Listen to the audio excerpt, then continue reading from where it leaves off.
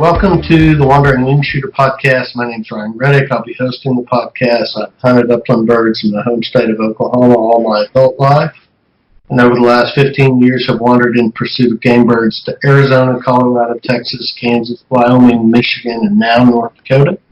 I've met dozens of wonderful people in the uplands, and I hope to introduce you to as many of them as I can through the podcast. Join me as I wander the uplands learning about birds, dogs, and guns. Today I'm talking with Dr. Shawn Wayment of Castle Rock, Colorado. Shawn is a veterinarian, dog owner, and avid bird hunter who also happens to collect vintage American shotguns. You can read some of his upland writings on his blog, Upland Ways, Red Letter Days. The podcast is sponsored by Pipe Gear. An upland hunter who hunts hard needs clothing that is light, makes hunting easier, not harder. An upland hunter is always on the move and always thinking about his next move. He needs clothing that can move with him. Clothing that doesn't hold him back or weigh him down. Pipe Gear is designed for upland hunters who are always on the go and always dreaming about their next hunting trip. Visit pipegear.com to find the best upland hunting clothing you'll ever wear. Follow Pipe Gear on Facebook and Instagram. And Shawn, you and I were talking a moment ago. Why don't you tell people who you are? Sure, Ryan. Thanks for having me on here today. I appreciate it. Let's see. Who am I? I am a small animal veterinarian. I was a large animal veterinarian for about 17 years, did a lot of horses. But I live in Castle Rock, Colorado. I have a pretty large mixed animal practice. Mixed being, we do see some large, but it's mostly small animal. And but anyways, I do mostly dogs. My hobby is hunting dogs, and I do a lot of sporting dogs. I grew up in southern Idaho. If you saw Napoleon Dynamite, I went to that high school, believe it or not. That's a great claim to fame.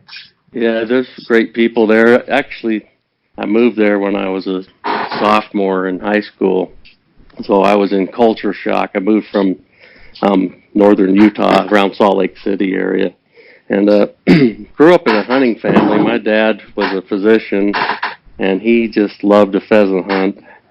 And so that's how I got into hunting, and mainly bird dogs became a passion of mine probably since the second grade. I've had this fetish for hunting dogs. I used to check out every book out of the library that had anything to do with hunting dogs. So, well, in that area of, you said Idaho, right? Yep. That area is just a mecca for bird hunting, is it not? Oh, there's tons and tons of birds, and a wide range of species of birds. I think Idaho's got 5 species of grouse, plus it's got partridge, both your partridges, and it's got valley quail. So there's enough to keep you busy all the time. Yeah, we were going to drive out to Mountain Home and stay this winter in November, late or mid-November, and hunt south and west out of Mountain Home. Yeah, worth doing it. It got canceled because of my North Dakota trip, but it's on the list of trips that I need to take. Yeah, I mean, I've had days where I've shot blue grouse and rough grouse on my way to going to hunt chukars, and then there'd be valley quail down in the draws and stuff. It's a great state. I love it. So, and I need a chukar on my list. I haven't killed a wild chukar, and the valley quail. Yeah, Ryan, a lot of people tell me, I've shot chukars, and then I say, you've been to Idaho, Oregon, Washington, or California, or Nevada, obviously, but they're like, no, we shot them at the game preserve. Not the same bird. Yeah, I can tell by some of the pictures I see on Instagram that I need to get that done before I get older and fatter. Can't crawl up the hills. It's a great sport. I mean, it's tough, and everything slips out from underneath your feet while you're getting up to where the chukars are, and they're an infuriating bird because they'll laugh at you and while they're running up the hill, and then they flush down where you came from. I love that. They'll laugh at you as they're running up the hill. Yeah. So what was the name of the town that you grew up in? Preston, Idaho. I'm sitting here looking at the maps, what I'm doing. Yeah, it's really southeastern Idaho, right near the Utah border. There's good folks I there. see it. Yeah, north of Logan. Yep. There you go. We went to Logan for fun, so. Probably know nothing. Yeah, but it's good country there. Love it. And see, now I was saying that I'm a veterinarian. I have a practice in Castle Rock, and we have, I think, 10 to 12 veterinarians. I'm one of the owners, and we do a wide variety of things. Stem cells. We do a lot of dentistry. What else? We do a lot of orthopedic procedures. There are a lot of cruciate tears. So I have sporting dogs that come from all over the country, all over the state, and from surrounding states to see us. So. Well, one of my best friends is an older gentleman, and I would tell you that he is more than his fair share of responsible for my bird hunting addiction.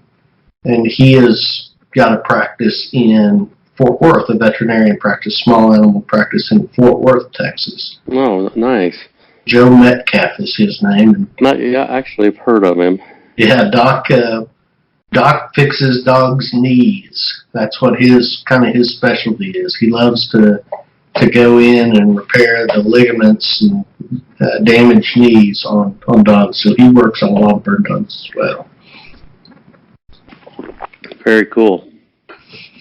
Yeah, I bet you and his practice is very similar in a lot of ways, would be my guess. I would imagine so. And he has a pretty good-sized kennel of bird dogs. I think it comes with having kennel space available. And I don't think he cleans his own kennels. His staff at the clinic cleans the kennels. So if you were to give me quite a bit of available kennel space and somebody that I could pay to clean my kennels, I would own a lot more bird dogs than the two I already own. Well, me too. Yeah, I wish we had something like that, because I would probably have a string of dogs. Oh, I think Doc, by my last count, Dr. Metcalf had 6 or 7 bird dogs that he keeps. So that's great. That's great. Yeah, and so go ahead. Tell me about your practice. That eastern face of the Rockies, boy, that place has just exploded in the last 20 years. Yeah, there's 100,000 people coming to Denver every single year, and so right where I'm at, I'm in Castle Pines North, which is a suburb of Denver, but it's a little bit north of Castle Rock. But anyways, we have like 5,000 homes being built to the east of us, just across the highway, and so there's just tons of people coming. So it keeps us busy. Every day I tell my wife, I see something new every day I've never seen before. I've been doing this for 22 years, and I see new diseases or things that I never thought I'd see. So it's an exciting thing. Dr. Metcalf always tells me that the meanest dog he was ever around was a Chihuahua named Precious. I've seen a couple of those. I've seen a Pomeranian named Zeus that wanted to eat me. It makes me laugh, when you think about mean dogs, you always think about like big pits and mastiffs and stuff, but he says it's the little ones that'll get a hold of you if you're not on your game. Yeah, and I see a variety of species of dogs or breeds of dogs, but mostly my practice is limited to sporting dogs. So it's kind of cool because I get to talk to people all day long about their hunting dogs and see the relationship that they have with those dogs is pretty amazing to me. Oh, that would be just wonderful. Yeah, and so people come in and we'll talk about hunting. My technicians probably get tired of listening to it, but I talk about hunting every hour when people bring their dogs in. So you've probably talked with people that have hunted over dogs all over the world. Oh yeah, I've got clients. Yeah, that have been everywhere. And they've done stuff that I've never done. And I talked to a guy earlier this week, Charlie Jordan out of Atlanta, that hunts a lot in South America and has hunted in Africa and a lot in Europe. And he was talking in particular about Argentina and Uruguay, hunting they're a quail-like species, and I can't remember what he called them. Over pointing dogs down there. Yeah. And that was fascinating. Yeah, I've had a client that has done that too, hunted the perdees, I think is what you're talking That's about. right, yeah. Mm-hmm. Yeah. They've told me that's just awesome. Someday, there's so many things I want to do, but I really, honestly, just love hunting here in the West. So. Well, and you're in a great place. You can load your dog up and drive a couple hours pretty much any direction, and there's a different species for you to chase. That is the truth, man. And I was talking to somebody the other day, and I said, Colorado's got the most species of grouse. They've got both of the prairie chickens, the lesser and the greater. They got both of the sage grouse, the Gunnison and the greater. They got ptarmigan. They got the mountain sharptail or Columbia sharptail, and they got 3 species of quail. So the gambles, the scale quail, and the bobwhite. So Colorado is a great state, and people don't come here to bird hunt. They come here to big game hunt. I think that bird hunting is underutilized in this state. Yeah, I would not have thought of Colorado as a upland destination state for anything other than ptarmigan, because you guys have that small population of wild snow ptarmigan. But, I really wouldn't have thought of Colorado as a upland destination state in that way. And people ask me what my favorite is, and it's to hunt scale quail. No, that's my favorite too, Doc. It absolutely is. And we have a lot of scale quail here in Colorado. I mean, we're at the northern end of their range, but there's lots and lots of them. I find good coveys. So, we have them. We're on the eastern edge of their range in this county where I live, and so you just don't hardly see them at all east of Beaver, but west of Beaver you can find decent coveys, in good years. Certainly enough to go and intentionally target them. And I think they're beautiful animals. I love how they're hard flyers and challenging both to the dogs and to the hunters. They are my favorite upland species so far. Yeah, I mean, they're really challenging on the dogs, and that's what I love. So it takes a unique dog to hunt scale quail. I've seen guys carry frisbees. So they'll get a covey running out ahead of them, and they'll take a frisbee and they'll throw it up where it'll cast a shadow, right? The idea being that frisbee, as it passes over those birds, will cast a shadow, and it shuts that covey down. They'll find them a bunch of grass and just set, because they think it's a hawk. That's what they think. Well, and that's a good idea. And then the dogs can move in them. I've seen guys do it. Now, for me to say that I've seen guys do it effectively, it's kind of a mixed bag. I don't carry a frisbee in my bag. Let's put it that way. No, and what I found is that in Colorado they don't run like they do in New Mexico or Arizona. Ours run to cover, right? That's about what ours do too. Yeah, they like to be in higher spots where they can see and can run, but then they may only run 20, 30 yards to the edge of a CRP field or into, generally grassy cover of some type, a draw, and then they'll set up down in there and hold for a dog and let you shoot into them, just like you would any other upland species. Yeah, you know what? I had a dog named Gretchen. She passed away not too long ago, but she was the best scale quail dog I ever had. And what I actually had trained her to do is when those coveys were running is to bust the covey. Sit her in, say, okay, and she just poof right into it. Mm-hmm. Yeah, and she'd bump them, and it'd be my job to watch where they go. And then the fun would begin, because once they hit, they usually would sit pretty tight here. Oh, yeah. The trick's getting them up and watching them down, and then getting into them, shooting the singles and doubles that fly. Exactly. But I found that not to be so much true in New Mexico. They seem to keep running. They're track athletes there. They are. So, although, New Mexico there's good grass in some years, but they don't have, we got better short grass prairie up here north of, New Mexico, I think. At least in the areas that I've hunted in New Mexico. Yeah, yeah. And it's the same here. I mean, they'll be in buffalo grass pastures here that border like CRP, and they like old junk like homesteads and things like that. And so they've got tall grass for nesting cover, but they got short grass where they prefer to be most of the time anyway, and some shade and dust. They like surface water. The biologists will tell you they don't have to have it, but they sure like it. So I would totally agree with that.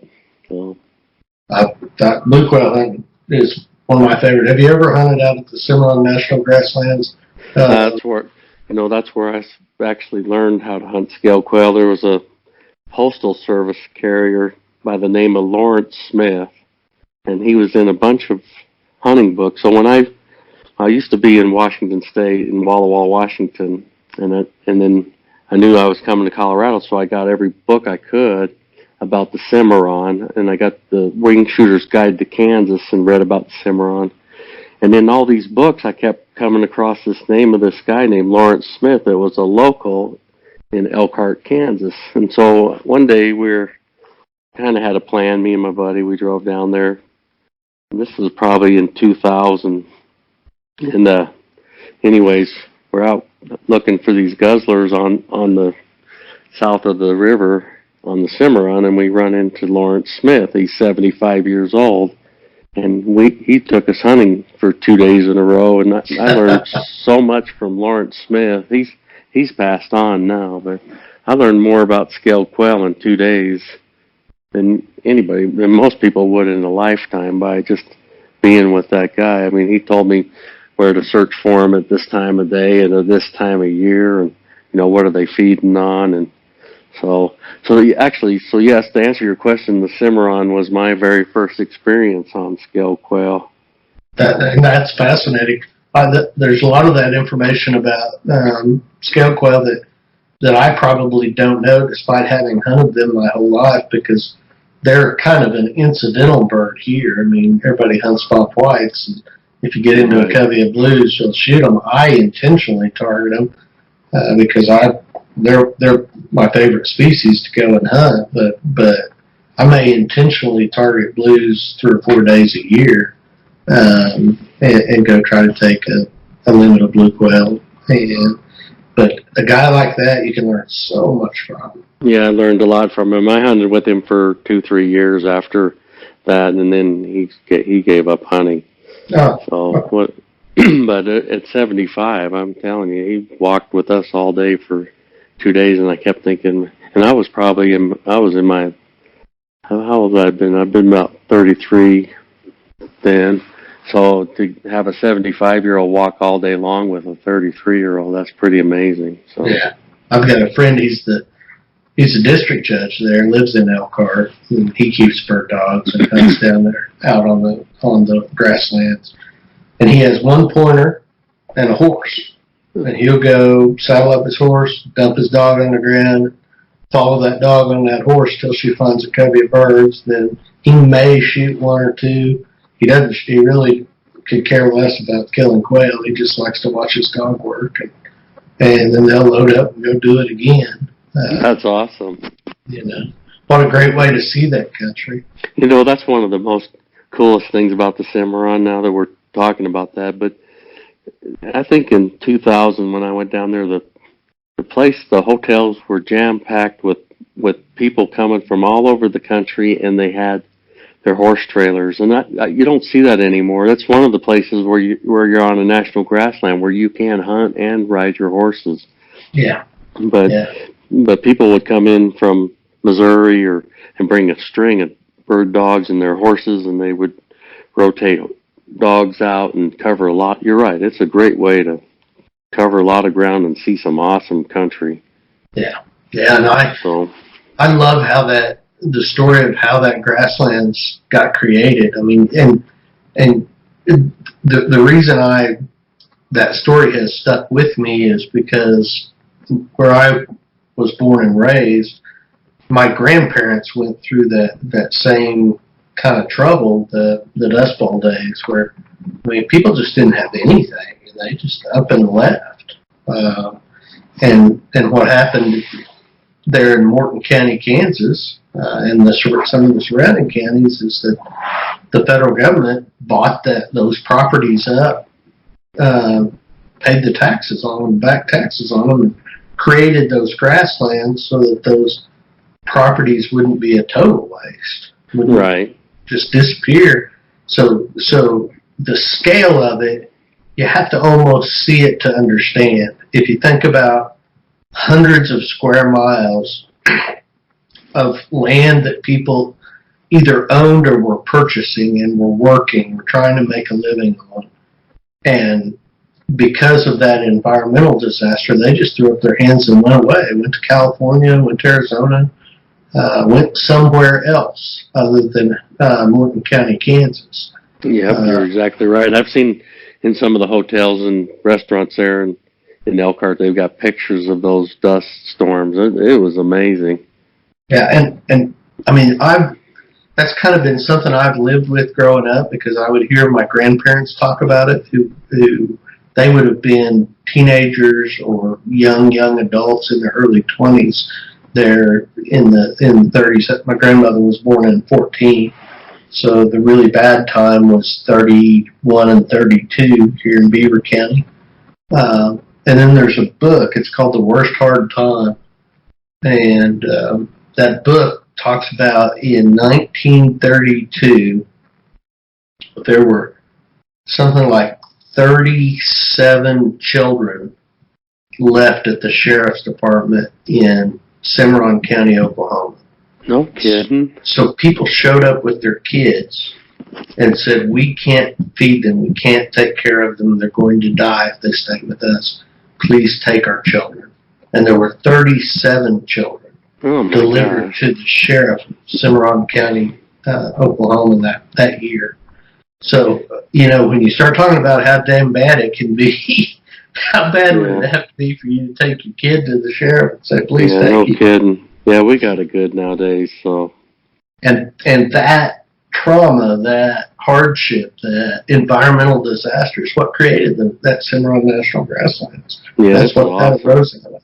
Yeah, I just love being down there. It's one of my favorite places on earth, so I'll be down there this fall for sure. Well, that's not far from where I am. It's about 2 hours. I'm about 2 hours east of there. So I'm 3 hours from there, so we're not too far from each other then. Well, where else you mentioned New Mexico? Where else have you hunted scalies?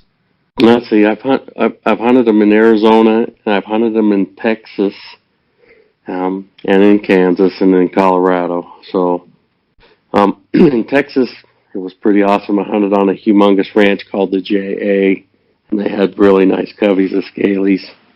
But in Arizona, we saw a couple small coveys. It was a tough year, the year I was in Arizona. For scale quail, it was a great year for Mearns quail, but not for scale quail. I've killed scalies in Texas and Arizona as well. I haven't killed any in New Mexico. I've hunted quail in New Mexico, but we were targeting Mearns. Never did run into any scalies. Did you find Mearns in New Mexico? We did, way down south. Yeah, beautiful country. I think I recall that, if I remember that. And not near the hunters that we saw west of. In Arizona. In Arizona. Isn't that Arizona country unbelievable? Oh, it's spectacular. The most beautiful country I've hunted in. And the birds are the birds are wonderful animals too. There's nothing prettier than a Mearns cock. I mean, it's just. I would agree with you. But I was going to ask you about your Texas hunting. You said you hunted a big ranch. Yeah. Dr. Metcalf, that's how he kind of got me hooked on bird dogs. I had hunted as a kid, and I bought a Vizsla when I was out of law school and just getting going. Had a little money finally, and I bought a Vizsla, and I was going to be a bird hunter. And he said, all right, bring your dog down, we'll go hunt. And he, of course, runs a string of pointers. He's got a Brittany now, I don't think he has any setters. He's a pointer guy going way back. And so I load up and go way out west, take my Vizsla way out west to Colorado City, Texas. And we get up the next morning, stay in a little hotel there. We get up the next morning, we go out, and he's got one of those Yamaha mules, and they've built this dog box where he can carry 6 dogs on that mule and 4 hunters. So there's 3 of us, Joe and his friend and me, and we're hunting. And we all load up, and he takes off with that mule, and he drives out in the pasture, and it doesn't look like anything special. I mean, it's mesquite and broomweed and rock. And he dumps a couple of dogs down, puts collars on them, and we're driving those 2 tracks, and those dogs are hunting 200-300 yards out, both sides of us. Dog would go on point, and we'd drive down there and get as close as we could get, depending on how thick the cover was. Dump out, get a shotgun, walk the last 150, 200 yards to the dogs, right? And a lot of times you'd have a big old cluster of cactus or mesquite. Everything sticks you down there. Oh, yeah. And you'd have one dog that'd be on point, and there'd be another dog 40, 50 yards back that'd be honoring that first dog. You walk in, birds would flush, bang, bang, bang, bang. Gather up your dads, go back and get in the Yamaha and go find another covey. Never hunted singles, just chased coveys all day long, rode that mule all day long. At the end of the day, when they talked about what kind of day they had, they talked about the numbers of coveys moved. Didn't ever really talk about the number of quail killed. It was all, how many coveys did you see? And I've done that now every year for probably 15 years. Yeah, love it. That's been exactly my experience on Texas quail, and they didn't follow up on the singles at all. They liked the covey rise. On that trip, we hunted on a peanut farm, and I'm not exaggerating. We split into 2 groups. There were 6 of us, 2 groups of 3, and between the 2 groups, we moved 50 coveys of bobwhites on a peanut farm. Wow. It was unbelievable. I never experienced, and they're not liberated birds. They were wild birds. So you could barely make it back to the 4-wheeler to move on to the next batch. You know. Yeah. You know, I don't remember how many birds I killed, but I remember the points. I remember hearing huge coveys of bobwhites getting up and just hearing the roar of the wings as they're going and thinking, "Oh my gosh, I never seen anything like this."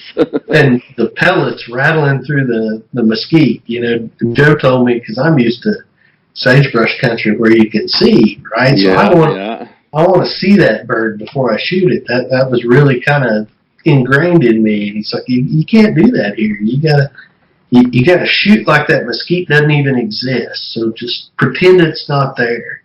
And the birds, of course, when they get up, they try to put something between you and them as soon as they can. Absolutely. And so I'd pull the trigger, and you'd hear those pellets just rattling as they through that mesquite. Yeah, you know, that's the thing about hunting up in the Midwest and the Lake States is, man, I'd look at the stuff they hunt in and I think, how do they ever kill any birds?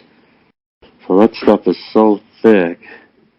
I've been the last 5 years going to Michigan to hunt grouse and woodcock, and I mean, there's places there where you just can't swing your gun. I know, I can't even imagine. I've seen it. I've never hunted in Michigan, but I've been up where my buddies train their dogs on grouse and woodcock, and where they do that hunting, and I'm like, how do you ever get a shot? Yeah, it's like poke and pow. Yep. That's a lot of what I do anyway. I'll stick to the West. I'm a Western guy. I'll tell you what, those men up there in Michigan, they have just a tremendous bird hunting culture. Oh, I agree. You know, if you go for any reason, go to participate in one of their bird camps. I mean, they eat like princes and drink like fools and get up and chase those birds around all day long. Got some really neat dogs, beautiful setters. I love going up there. It's as much for the camaraderie of bird camp as for the hunt itself. Oh, absolutely. And then that's the beauty of bird hunting too, is that, the culture associated with the friendships, the dogs. I just love it all. And you go with your brother, is what I picked up on. Why don't you talk a little bit about that relationship? Oh, me and Andy, I see Andy's, excuse me, Andy's about 6 years younger than I am. And so we didn't hunt together when we were kids because of that age difference. I grew up, in my household, we had Springer Spaniels. My dad had a line of field-bred Springer Spaniels that were field trial dogs, and they were awesome pheasant dogs, and that's what he liked to hunt. We liked to hunt pheasants. But Andy and I never got to hunt together. So Andy's my best friend in the whole world. But when we first hunted together, he was in law school at the University of Idaho, and I believe that I was done with vet school, and I had this little pointer that I got as a rescue dog named Gibber. She was a little tiny Elhew pointer from Oklahoma. I got her from a family in Washington State. And Andy says, I really want to learn how to bird hunt. I said, well, let's go. So I bought an Idaho license living in Washington and came over there, and we hunted this Pheasants Forever piece of ground where they did habitat reconstruction and maintenance, and it was just awesome. And we're walking in this grass, and my little pointer just slams on a point. And I go, Andy, get up here. She's on point. So we walk up, and two roosters got up. One went right, one went left, and we went bang, bang. We both shot roosters. And from that point on, Andy was hooked. Oh, I bet. So ever since then, we've been, from that point on, Andy and I have been hunting companions every fall. So, I'm leaving October 1st, this coming Tuesday, to go on my annual Idaho trip, and I'm going to spend 10 days in Idaho and probably hunt 5 days with Andy. He's only got about 5 days of vacation. He could get away from his practice, and we have a blast. And it's at the end of the trip, it's not about how many birds we killed or anything. It's about, we ate breakfast at our favorite place called the Wayside Cafe. We had tacos every night at the local taquerias, and we brag about each other's dogs or rib each other about how many times he missed because he can't shoot the stupid side-by-side. so it's just, I just love it, and I'm so looking forward to heading there on Tuesday. So. Well, other than your brother, do you have a regular hunting partner in addition to your brother? I got a few guys I hunt with, like, for instance, my friend Matt Lee, who's an oral surgeon from South Carolina. He's from Florence, South Carolina. He's hunted with me in New Mexico, and he's actually on his way to Wyoming right now, and he's going to hook up with us in Idaho. He's hunting sage grouse and huns in Wyoming today and tomorrow, and then he's going to go to Idaho and hook up with somebody he went to dental school with for a day, and then I'll be there, and then we're going to hunt with him. So that's Matt Lee. And then I hunt with my good friend that's a Elizabeth High School principal named Brett McClendon. I met him through his love of scale quail. He found my blog and then started chatting with me through email, and then I said, hey, Brett, why don't you come out? I'll take you hunting. He lived in Kansas at the time.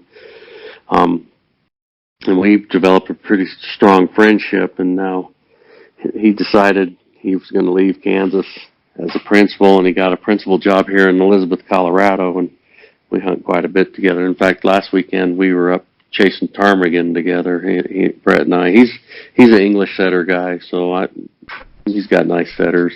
We like to run our setters together. So, and how does that look? I know for me, and I've got a couple of close friends that I go with and travel with, and one of us will say, I think we ought to go kill a sage grouse. We may not get a chance to do that again. Let's figure out a hunt and go this fall to kill a sage grouse. And the way it works with us is the guy that kind of throws that into the mix has got to plan the hunt.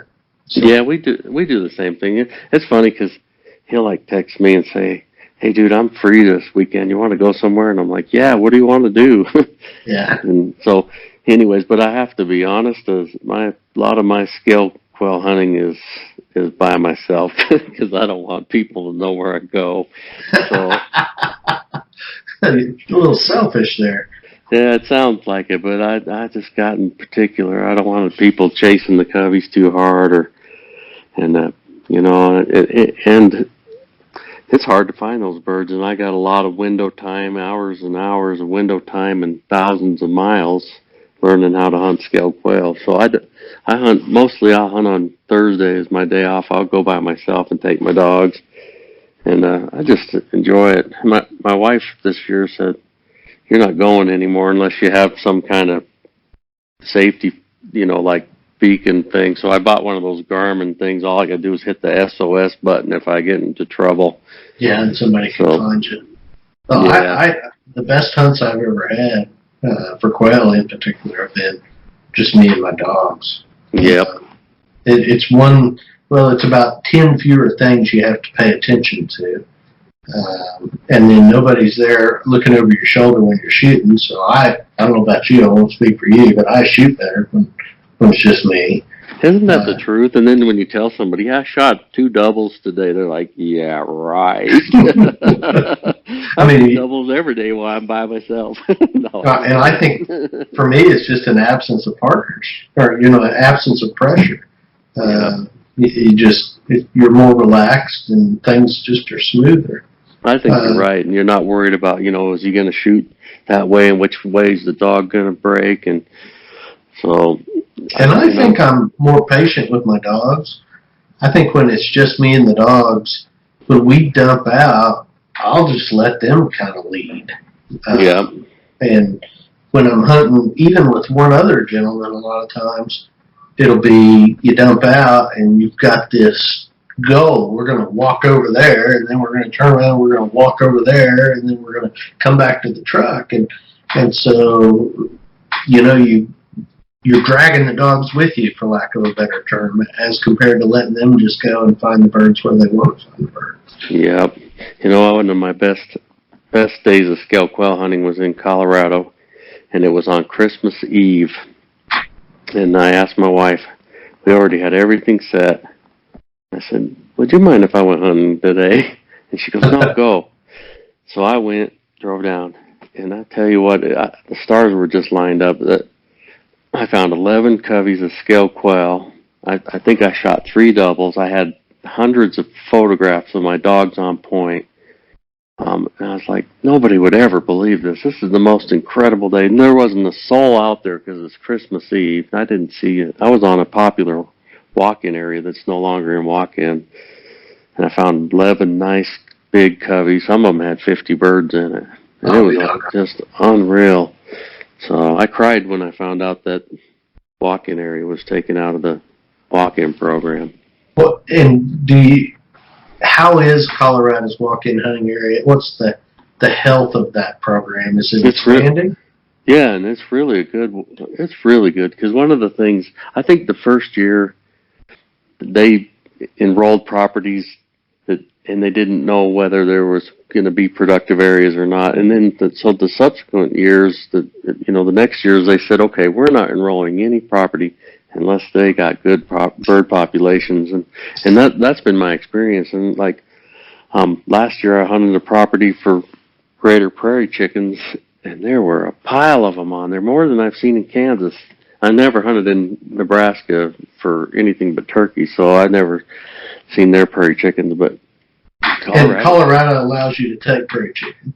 Yeah, you can shoot 2 a year. And it's only in certain counties, so it's basically the northeast portion of Colorado.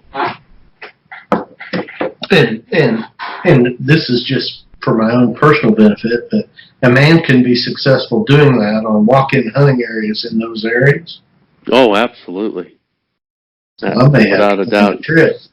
Yeah, I went way back in this corner last year, and I saw probably 30 to 40 chickens. I was just amazed at how many chickens there were. And I would tell you that I think they're one of the most challenging upland species to kill over a point to be successful with dogs. Yeah, I have a little English cocker, and I took her in there with me because I was afraid of how easy they would bump. And they were flushing. I didn't actually harvest any or kill any, I should say. But I saw a ton, and I was thinking, the gun I was carrying was pretty open choked.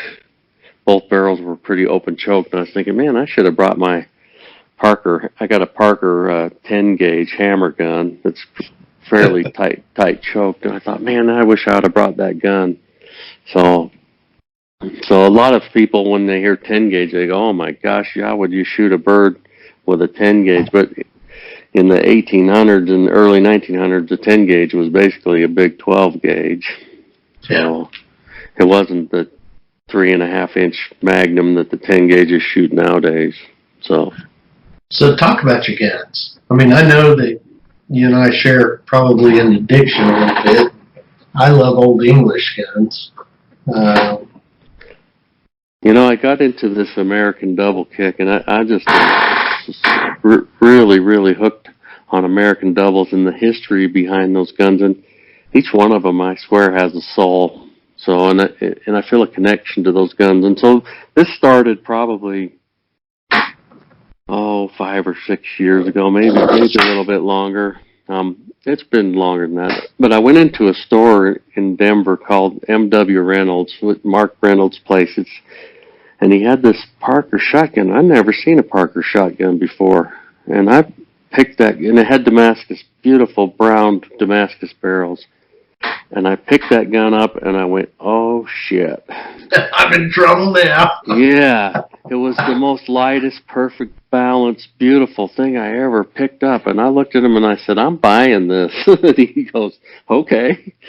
And then I thought about it. Well, I read all those stories by Havilah Babcock about, I can't remember the name of the story, but it's about this gun that he's killing all these birds with, and then he reads about all these guys that are blowing up those Damascus barrels because of the shells they're using, which it was overhyped, and it's totally bogus because those Damascus barrels are safe. You have to be careful with them, but they're totally safe with low-pressure shells. Yeah, and they can get thin over decades of use, just like any steel barrel can. Oh, absolutely. So get them checked. I mean, because they clearly have some age on them. But yeah, and I always have them looked at by a gunsmith as well. But that Parker, it's a 16 gauge, and it's on a 20 gauge frame, which is the coveted gun, and it's got improved cylinder and modified barrels. And it is just light as can be. I've shot thousands of shells through that gun of sporting clays, trap. I tried skeet for the you first stumbled time. on like the dream Parker. Yeah. Your first go, right? Yep. And I love Parkers, and Parkers I love them, but I like all of them. I mean, I've got some Lefevres. I love those Lefevres. Dan Lefevre was a genius when it came to making guns.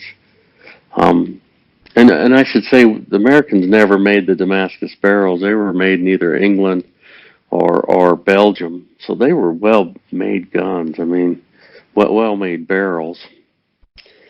Would they import the barrels? Yeah, they would import the barrels. So, like, I have 3 guns that were made by a guy named Frank Hollenbeck out of West Virginia.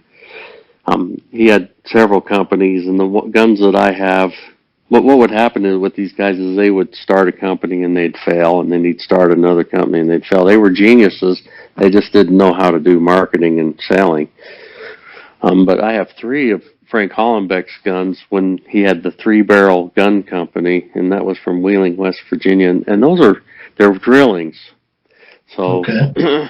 So a drilling is a gun that has shotguns on top and then a rifle barrel on the bottom. And so I have 2 of them that have the most beautiful Damascus barrels that you could ever imagine.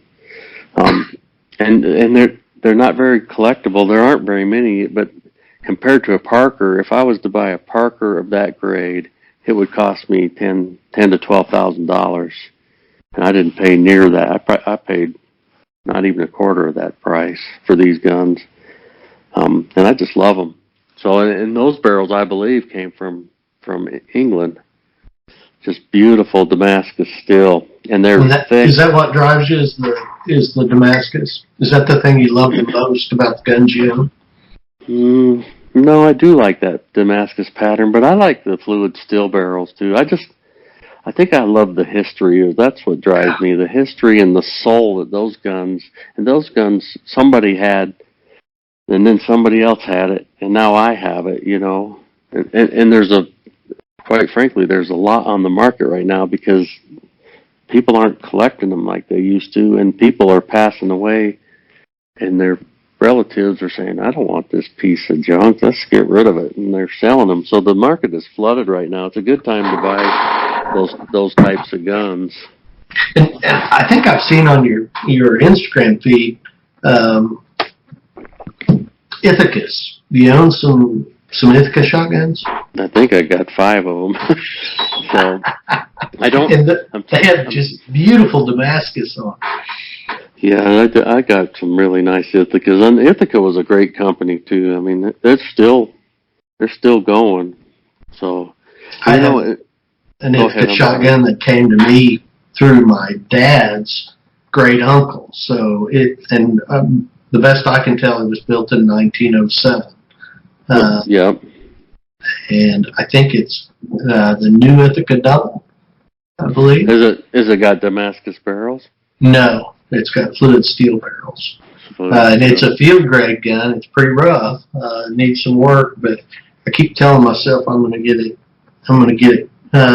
Get it restocked and take it and shoot a quail with it. 12 gauge. Yeah, I love Ithacas. I got that little Ithaca 410 that I don't know if you probably saw, but last year ptarmigan hunting, I fell in a rock field and busted it all up. Yeah, I saw it. So, but the guy that fixed it did a phenomenal job. You can't even tell. But I didn't take it with me last weekend. I was too nervous. I did take my Ithaca 16 up there. So, and I decided I'm not going to do any crazy stuff in the boulders.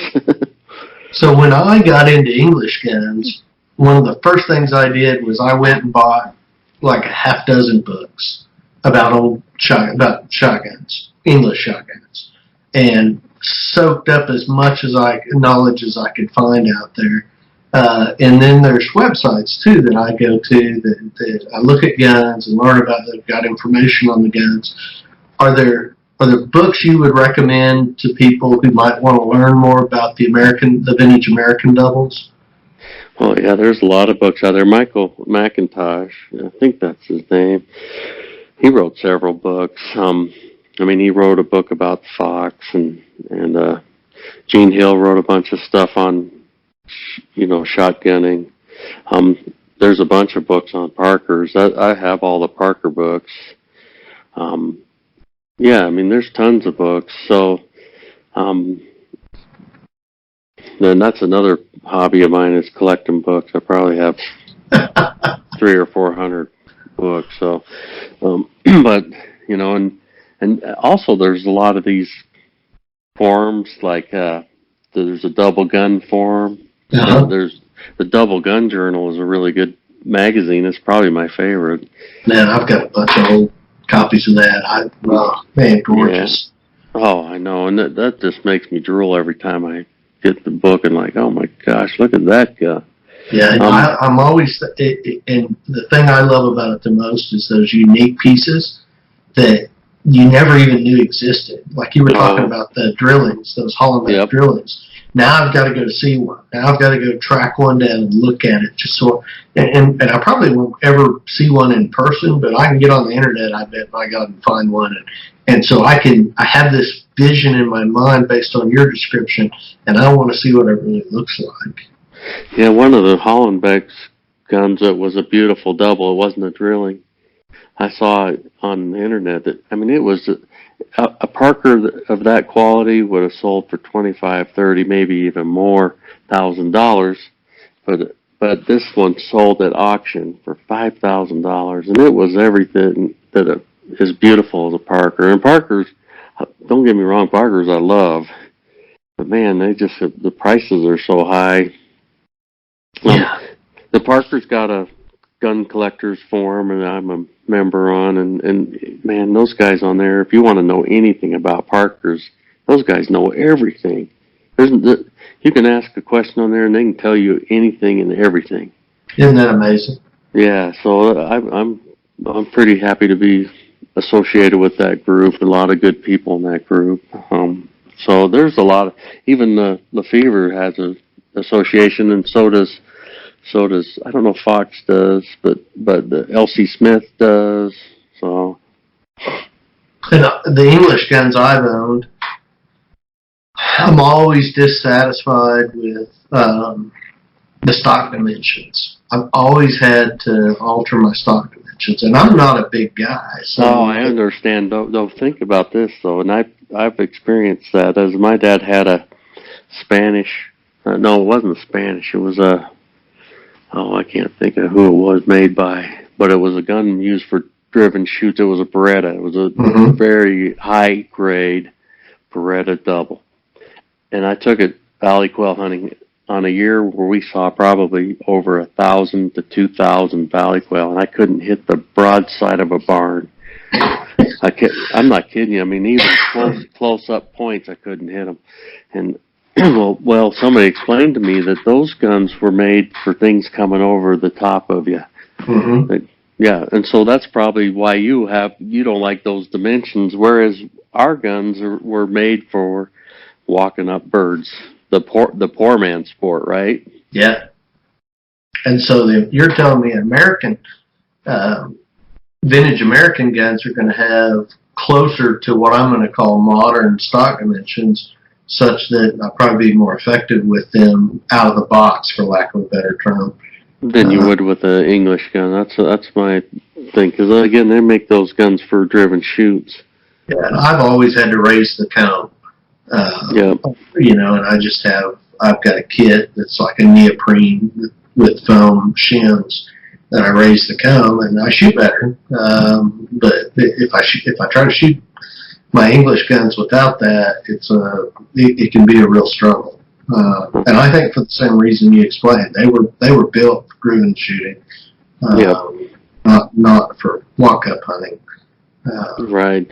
I mean, the way we hunt, they call that the poor man's sport. And there's, I mean, some of the English guns I've owned, there's no finer example of art as it relates to hunting that I've ever seen. I know. Those guns are just, they're absolutely amazing. And they're handmade. So I guess that's one of the appealing things of those guns is that they're handmade, just like the American doubles were handmade. Yeah, and it's hard to. I guess a man can still find that quality, still find that dedication to purpose. Probably even in shotguns. I mean, if you've got more money than you got common sense, you can probably fly to London and they'll build you a shotgun that would be perfect in so many ways. Oh, absolutely. Absolutely right.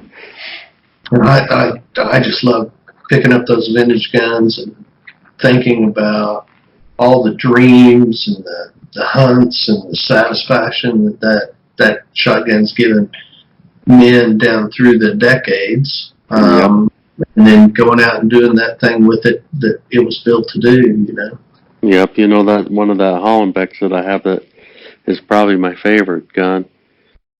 It has 26.5-inch barrels and open chokes, and it was a grouse hunter's gun. I was going to say, yeah, it's built for grouse hunting.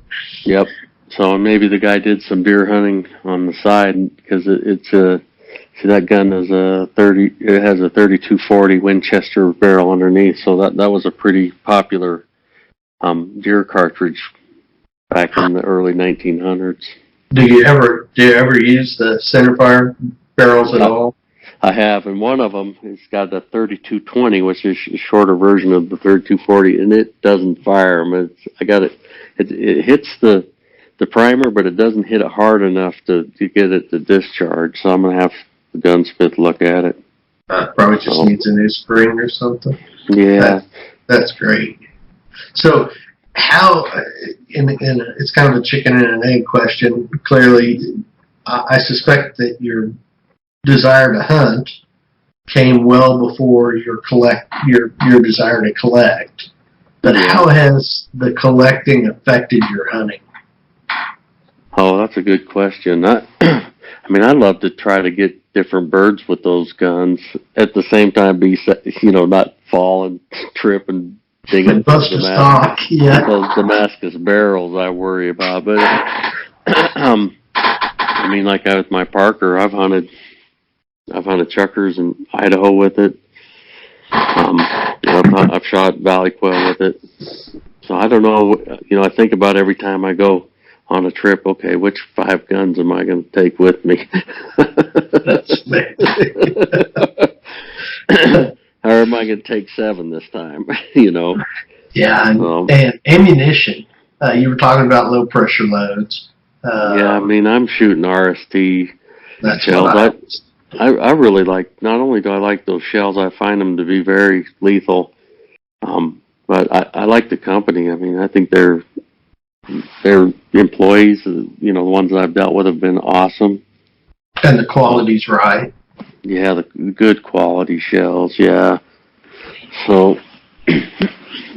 I need to hit them up about being a sponsor. That's what I need. you know what? Nobody's using them as a sponsor. I think that's a good idea. I'm gonna have to send me some emails later today. Why not? Because a lot of the guys I'm talking to, collect vintage guns, and for whatever reason, I can tell you now. I've got girls getting ready to start college, so some of my resources are dedicated to things other than my hobbies. But left to my own devices, I own way too many shotguns. Oh yeah. So, Shawn, we've talked about your hunting. We've talked about your work and how that relates to your hunting. We've talked about your guns. We haven't talked about your blog. How'd that get started? I think it was just a way to journal, my passion for hunting. And originally I started my own blog. It was called Bird Dog Docs Chronicles. And then me and my brother started one. Can't even remember the name of it. And we had a couple other people associated with it, but I still had my own blog. And then one day Andy goes, I'm the only one contributing to this. Why don't you and I just focus our stuff together and concentrate on just one blog? I said, Andy, that's a good idea. So we got rid of the other one. And then we started up the Upland Ways. I think the other one was the Upland Equation was the other blog that we had. And we had a guy from Scotland contributing. And we had my friend Walter Bruning from California. He was a Nebraska chemist. He taught at the University of Nebraska. He was contributing. But then everybody just kind of stopped, and it was just Andy doing it, and I was doing my own. So we just combined them. It was a way to chronicle or to journal things that we did that maybe later on, and people can see what, we can share it with people. I don't know how popular blogs are. There's still some good ones out there that I see. I don't know if that's something that's going by the wayside, but I still enjoy it. I look for quality content. I love, whether it be video or podcasts or writings, like what you see on your blog. There's just so much really good, heartfelt content out there these days. I would agree. There's some good stuff, and I've seen some, maybe blogs will go by the wayside because of YouTube, and I see some great content on YouTube and video of people doing great stuff. On Instagram, the bird hunting population, or bird hunter population on Instagram, I love to check my Instagram feed because me too. He was doing a lot on Facebook, but I got tired of all the political stuff on Facebook and all, people complain about it. And that's what I liked about Instagram is it's just a photograph. And you can tell a lot about a person or about a situation or from a photograph. Well, and this sport lends itself to that medium. Yep. I mean, that dog on point tells a story to anybody that's ever bird hunted. Exactly. You know, that tailgate shot, for lack of a better term, if it's artfully done, tells the story of a day in the field with friends and companions, including your dogs, you know. Yep. So this particular sport, I think, lends itself to being captured in that way. And there's some really talented people out there with Instagram feeds that are primarily related to bird hunting. Oh, absolutely. And that's how I scratch my head. I can tell you that. That's how I came to you. So I follow you on Instagram, and I was like, hey, that sounds like a guy I might want to talk to. Well, I appreciate it. Well, Shawn, is there anything that we haven't talked about that you think you'd want to share with people? Any organizations that you want to give, you know, some encouragement to, or encourage people to check into? You know, I'm a member of a lot of those. I like the, you know, Pheasants Forever, absolutely, Quail Forever. The Prairie Grouse group I'm a member of. So just being a part of any of those is a great way to support, you know, habitat and stuff like that. So.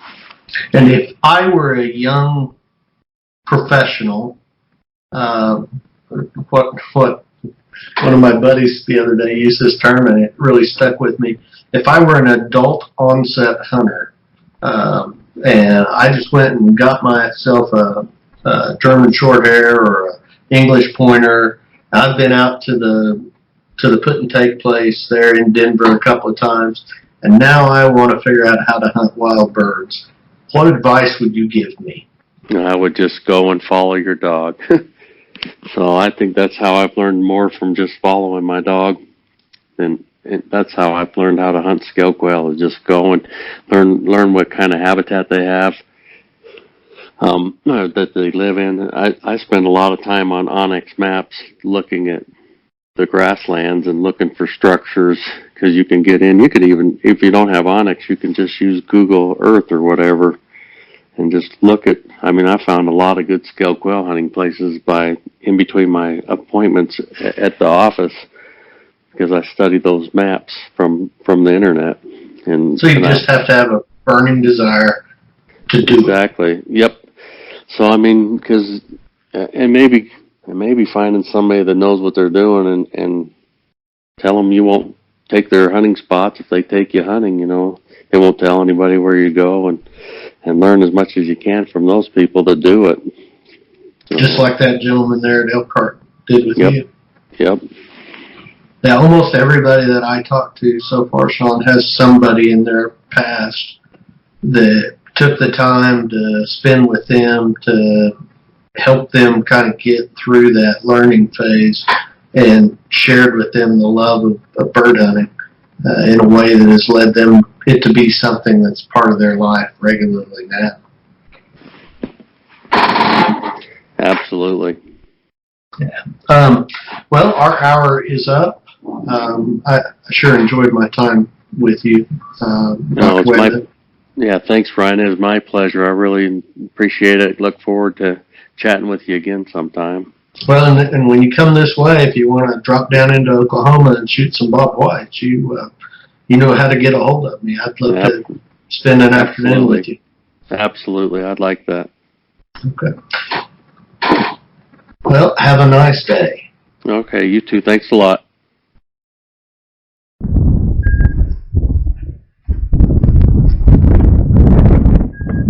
Ready? They're going to go that way hard. Come on, Craig!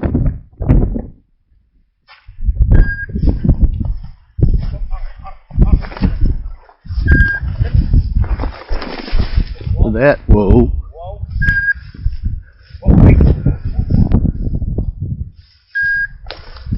Okay.